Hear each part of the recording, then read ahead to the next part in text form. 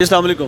وعلیکم السلام۔ کہاں سے آئے ہیں؟ جی میں پانچ شالہ پاک پتن شریف سے ہوں، جہاں کی بشرا بی بی ہے، یہ ہمارے جمائی بھائی ہیں۔ یہ بتائیے گا کہ رانا صاحب بڑی تڑیاں لگا رہے ہیں کہ اٹھا کے لے جائیں، کہ یہ خان، وہ کہتے ہیں یہ خان صاحب نہیں، ہم نہیں، کیا پیغام دیں گے ان کو؟ یہ مجرے والی تھوڑے ہیں جن کو اٹھا کے لے جائیں گے۔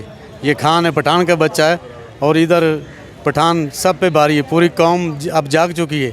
اب ان کے اونچے ہتھ کی یا ان کی گیدڑ ببکیوں سے ہم ڈرنے والے نہیں ہیں، ہم پٹھان ہیں۔ عامر میر کہتا ہے جی پختون دہشت گرد ہیں، اس کے لیے کیا پیغام دیں گے؟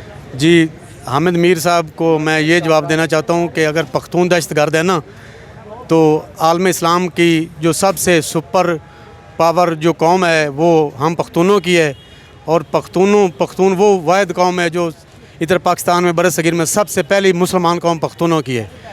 پختونوں نے احمد شاہ عبدالی، سلطان محمود غزنوی، ان کی مثالیں ملتی ہیں، اور پختون وہ قوم ہے کہ جہاں پہ روس نے متھا لگایا تھا اور روس کے ٹکڑے ٹکڑے ہو گئے۔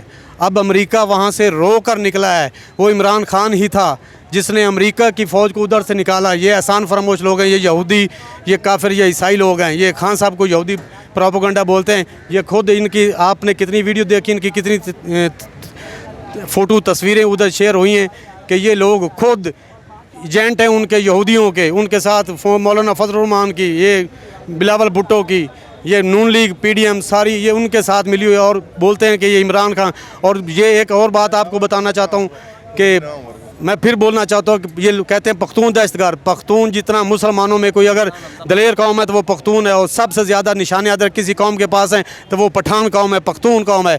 اور یہ دلیری کی مثال ہے پختون مسلمانوں میں، یہ نہ کسی سے ڈرتی ہے، نہ کسی سے جھکتی ہے، اور یہ لڑنے کو، جو کوئی دشمن بھی آتا ہے اس کو ہم وقت لڑنے کے لیے تیار رہتے ہیں۔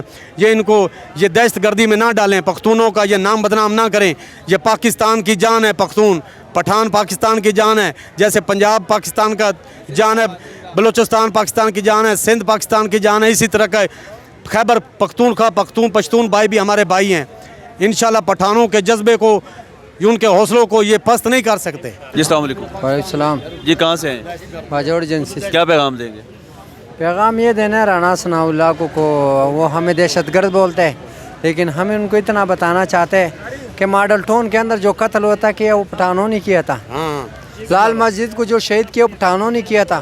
باجوڑ ایجنسی کی جو مدرسہ ہے وہ پٹھانوں نے کیا تھا۔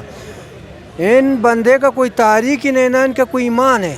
ایک نمبر بڑا دہشت گرد اگر پاکستان میں کوئی اس وقت زندہ ہے وہ رانا ثناء اللہ ہے۔ اور رانا ثناء اللہ کان کھول کے سنو، پاکستان میں ہمارا اور کوئی جائیداد نہیں ہے، صرف ایک عمران خان ہے۔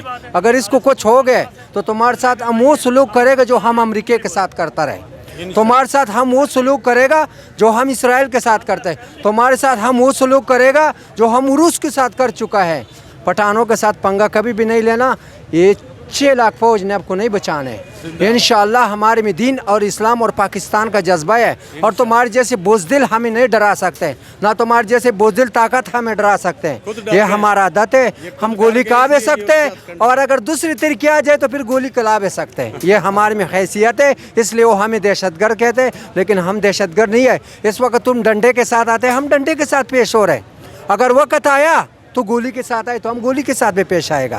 انشاءاللہ یہ ہمارا ایمان ہے۔ پاکستان کے اوپر ہم جان دینے اور اسلام کے اوپر ہم جان دینے۔ تم ہمیں دہشت گرد بولو، جو مرضی بولو، لیکن ہم ملک کے لیے غیرتی قوم ہے۔